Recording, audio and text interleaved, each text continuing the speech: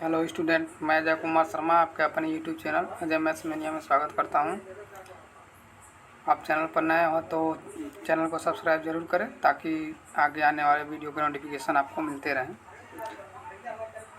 आज हम कक्षा 10 के गणित विषय को पढ़ेंगे। इसमें अरिहंत प्रकाशन का ये बुक है जो यूपी बोर्ड का है, और आज ये पार्ट 1 यानी पहला भाग रहेगा।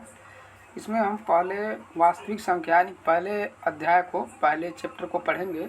वास्तविक संख्या उनके बारे में जानेंगे।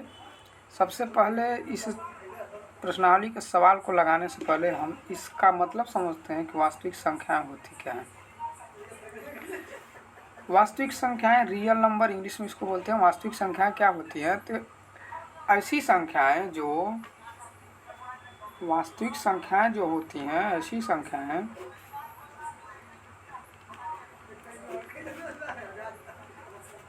जो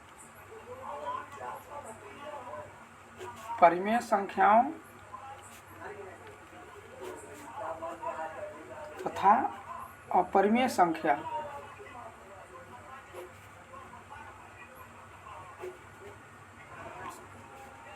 से मिलकर बनती हैं। ऐसी संख्याएं जो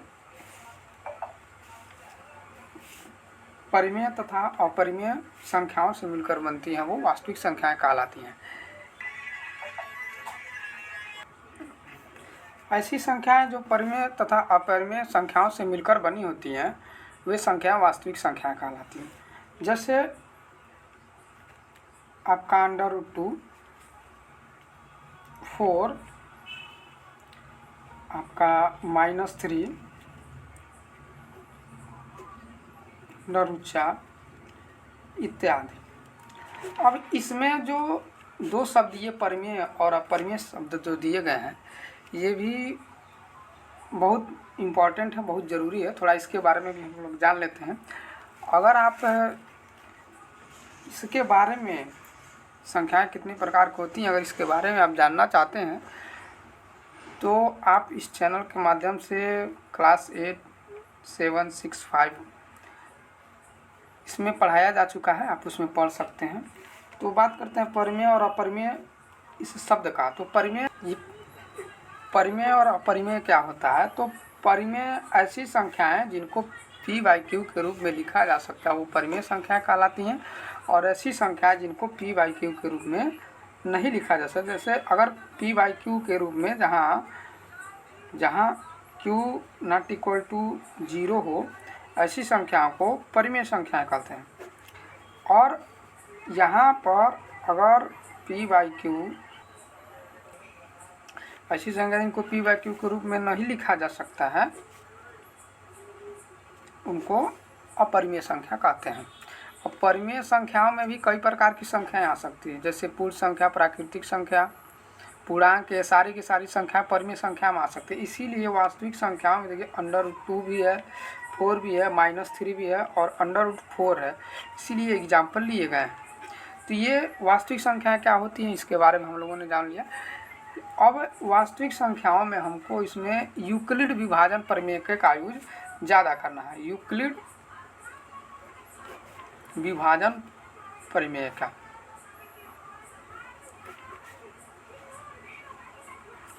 ये क्या होता है? यूक्लिड विभाजन प्रमेय का क्या होता है? यूक्लिड नामक मैथमेटिशियन थे जो ग्रीक के रहने वाले थे। यूक्लिड नामक मैथमेटिशियन थे, गणितज्ञ थे जो ग्रीक के रहने वाले थे। इन्होंने एक प्रमेय दिया था।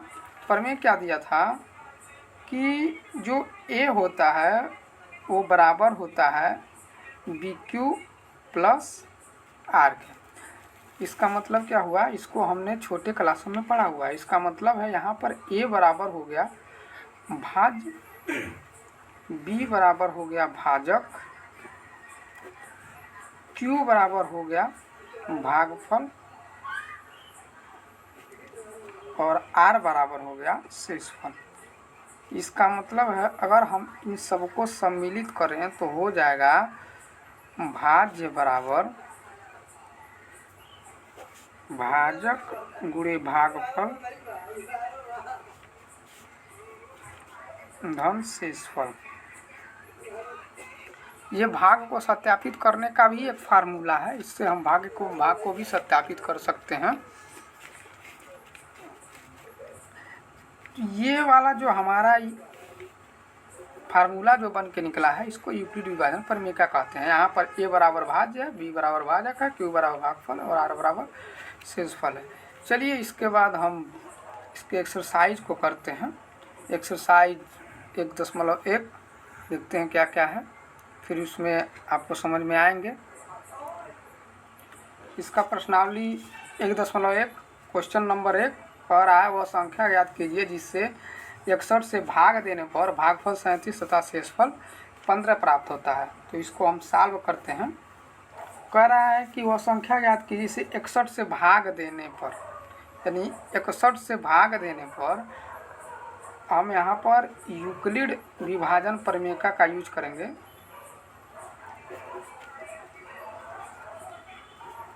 प्रमेयिका से यहाँ पर होता है a बराबर बी क्यू प्लस आर। तो अब सीधे सीधे हम देख लेते हैं। और वह संख्या ज्ञात कीजिए 61 से भाग देने पर भागफल 37। अच्छा, 61 से भाग दे रहे हैं, यानी कि इसमें जो भाजक है वह 61 है और कह रहा है कि भागफल 37 है, यानी कि भागफल जो है वो आपका 37 आ रहा है और शेषफल 15 है, यानी कि शेष जो आपका बच रहा है वो 15 बच रहा है। तो कह रहा है संख्या ज्ञात कीजिए। तो अब इसमें हम देख रहे हैं कि क्या गायब है। यहाँ पर हमने पहले ही शुरू में बताया था कि a बराबर भाज्य है, b बराबर भाजक है, q बराबर भागफल और r बराबर शेषफल है।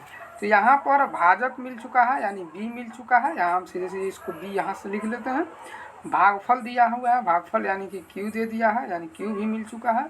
शेषफल यानी r दे दिया है, जिसको रिमाइंडर बोलते हैं। गायब है तो a है, यानी कि भाज्य जो है वो गायब है। अब इस वाले फार्मूले में क्या करेंगे, इसको रख देंगे। तो रखने कैसे रखेंगे, होता है a बराबर, तो a तो हमको ज्ञात करना है बी क्यू प्लस आर। तो b का मान जो रखते हैं, b का मान है 61 और r का मान हमारा q का मान हमारा 37 है और r का मान जो है हमारा 15 है। तो यहाँ से a बराबर हो जाएगा 61 गुणे 37।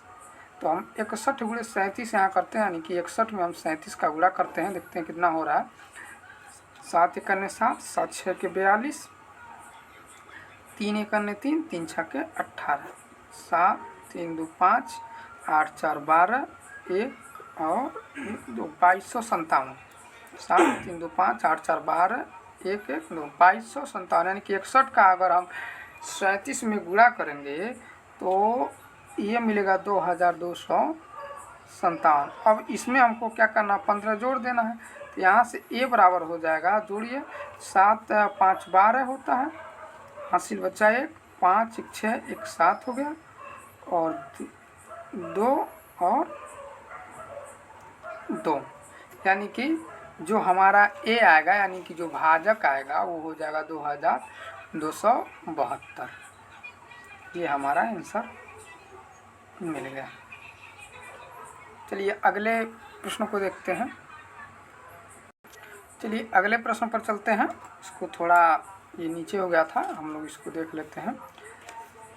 2272 इसका हमारा आंसर होगा। चलिए अगले प्रश्न की तरफ चलते हैं। दूसरा क्वेश्चन हमारे पास है। दूसरा क्वेश्चन कह रहा है यूक्लिड विभाजन प्रमेयिका से में a बराबर बी क्यू प्लस आर, जहाँ 0 से बड़ा और बराबर है r और r से बड़ा b है, में a क्या है। इसका मतलब है कि यूक्लिड विभाजन प्रमेयिका में a बराबर बी क्यू प्लस आर दिया हुआ, जहाँ 0 से बड़ा और बराबर r है और r से बड़ा b है, इसमें a जो है वो क्या है। ये आपको बार बार मिलेंगे। इसका मतलब समझ लेते हैं।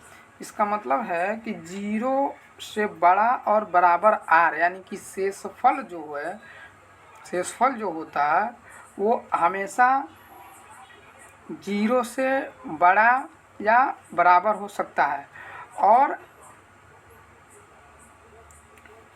भाजक जो होता है वो हमेशा शेषफल से बड़ा होता है। क्या है, जैसे मान लीजिए कि हम एक एग्जाम्पल के थ्रू इसको समझते हैं। जैसे 5 में हम 2 से भाग दे रहे हैं, तो कैसे जाएगा, 2 दूनी 4, घटाएंगे 1 बचेगा। अब इसमें ये जो है शेषफल हमारा हो गया, ये हमारा भागफल हो गया और यह जो है भाजक हो गया। तो देखिए जो शेषफल है वो हमेशा भाजक से क्या होता है, छोटा होता है। शेषफल जो होता है हमेशा क्या होता है, भाजक से छोटा होता है। वही चीज़ इसमें दर्शाया हुआ है। तो इसमें कह रहा है कि इसमें ए क्या है, तो ये 2 जो है इसमें तो भाजक हो गया, इसके हम थ्रू हम समझें तो 2 भाजक हो गया, यहाँ पर 2 भागफल हो गया, 1 शेषफल हो गया, यही बचा हुआ है, यानी यह ए है। तो इसमें ए क्या होगा, तो ए जो होगा वो भाज्य होगा और इसमें जो यहाँ पर 5 है वो भाज्य, तो इसका आंसर होगा भाज्य। चलिए इसके बाद अगले क्वेश्चन की तरफ चलते हैं। चलिए अगला क्वेश्चन हमारे पास है, कह रहा 3 क्रमांक धन पूर्ण संख्याओं का गुणनफल 6 से विभाज्य है, यह कथन सत्य है या असत्य है, इसको सत्यापित करना है। 3 क्रमांक धन पूर्णांकों का या पूर्ण संख्याओं का गुणनफल 6 से विभाज्य है, यह कथन सत्य है या असत्य है। तो देखते हैं कि पहले 3 क्रमांक धन पूर्णांक क्या क्या हो सकते हैं। तो पहले हम लेते हैं 3 लीजिए माना 3 क्रमागत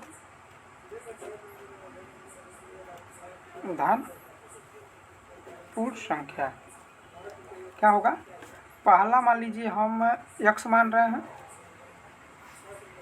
दूसरा हम मान रहे हैं, दूसरा इसमें हो जाएगा x+1। अगर पहला पूर्णांक x होगा तो दूसरा पूर्णांक ऑटोमेटिक x+1 होगा और तीसरा जो होगा वो x+2 होगा। तो ये हो गया आपका पहला पूर्णांक, ये हो गया दूसरा पूर्णांक और ये हो गया आपका तीसरा पूर्णांक। अब कह रहा है कि 3 क्रमांक धन पूर्णांकों का गुणनफल जो है 6 से विभाज्य है, यह कथन सत्य है कि असत्य है। तो अब इन तीनों का गुणनफल हमको निकालना पड़ेगा। तो तीनों का हम गुणनफल निकालते हैं।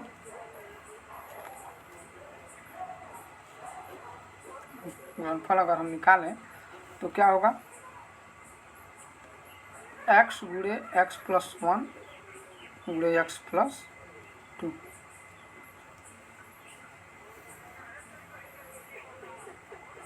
चलिए गुणा कीजिए, x गुणा, इन दोनों को आपस में गुणा कर लिया जाए। x का x में गुणा करेंगे तो x² हो जाएगा, x का 2 में गुणा करेंगे तो प्लस x हो जाएगा, x का 1 का x में गुणा करेंगे तो x हो जाएगा और 1 का 2 में गुणा करेंगे तो 1 करने 2 हो जाएगा। और इसको सरल कर लेते हैं, ये हो जाएगा x गुणे, ये वाला x अभी भी बाहर ही है, इसको x² 2x plus x, 2x और 1x मिलकर 3x हो जाएगा। इसको लिख सकते हैं x² प्लस 3x प्लस 2। इसके आगे इसको सॉल्व करते हैं।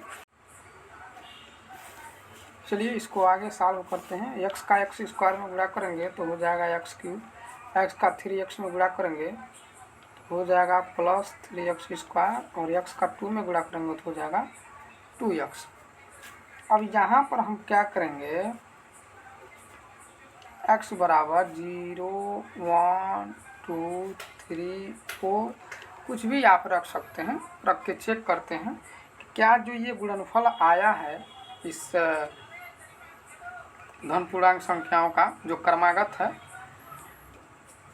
इसका गुणनफल 6 से विभाजित होता है कि नहीं होता है। तो चलिए x बराबर 0 पर यहाँ देखते हैं। तो इसमें हम x बराबर 0 रखेंगे तो ये क्या हो जाएगा, x बराबर 0 रखने पर अगर रख रहे हैं तो x³ plus 3x² plus 2x में रखेंगे, 0 रखिए, यहाँ पर 0 रखेंगे तो ये 0 0 0 यानी कि ये सब 0 हो जाएगा। अब 0 को हम 6 से डिवाइड करेंगे तो ये डिवाइड हो जाएगा, यानी कि विभाजित होता है,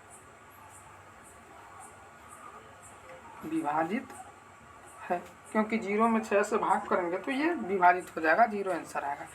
चलिए इसके बाद से हम देखते हैं कि क्या ये x बराबर 1 रखने पर यह विभाजित होता है 6 से। x बराबर 1 रखिए, तो x बराबर 1 रखेंगे तो x की जगह हम 1 रख रहे हैं तो हो जाएगा 1³ प्लस 3 गुणे x का स्क्वायर प्लस 2 गुणे 1।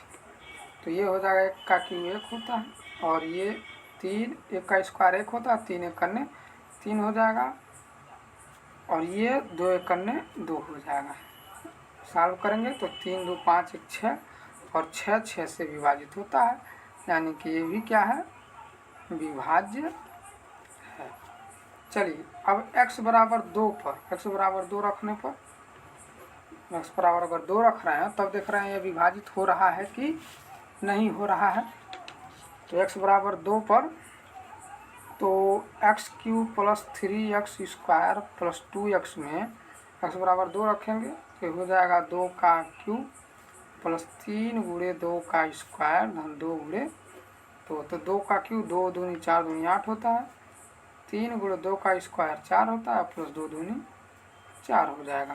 तो 8 धन 4 3 12 धन 4 सॉल्व करेंगे, 8 12 20 4 24, अब 24 को हम 6 से विभाजित करेंगे तो 6 चौको 24 4 बार में विभाजित होता है, यानी कि ये भी क्या है, विभाज्य है। इसी तरह से हम x बराबर 3 पर x बराबर 4 पर हर कंडीशन में देखेंगे तो विभाजित होता है। तो जो हमारा सवाल जो हमारा था वो क्या था कि 3 क्रमांक धन पूर्णांकों का गुणनफल 6 से विभाजित है, यह कथन सत्य है या असत्य, सत्यापित कीजिए। तो अभी हम देख रहे हैं हर कंडीशन में अभी 6 से विभाजित हो रहा है, इसीलिए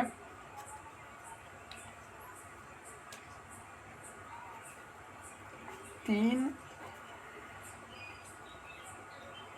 क्रमागत धन पूर्णांक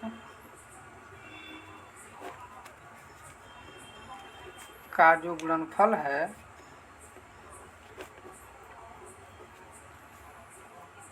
वह 6 से विभाजित होता है, अतः यह कथन सत्य है, यह कथन जो है सत्य है। इसके बाद से हम आगे के क्वेश्चन को इसी तरह सॉल्व करेंगे इसके अगले भाग में। तब तक अगर आपको वीडियो अच्छा लगा हो तो चैनल को लाइक और सब्सक्राइब जरूर करें ताकि आगे इसी तरह के सवाल आपको मिलते रहें।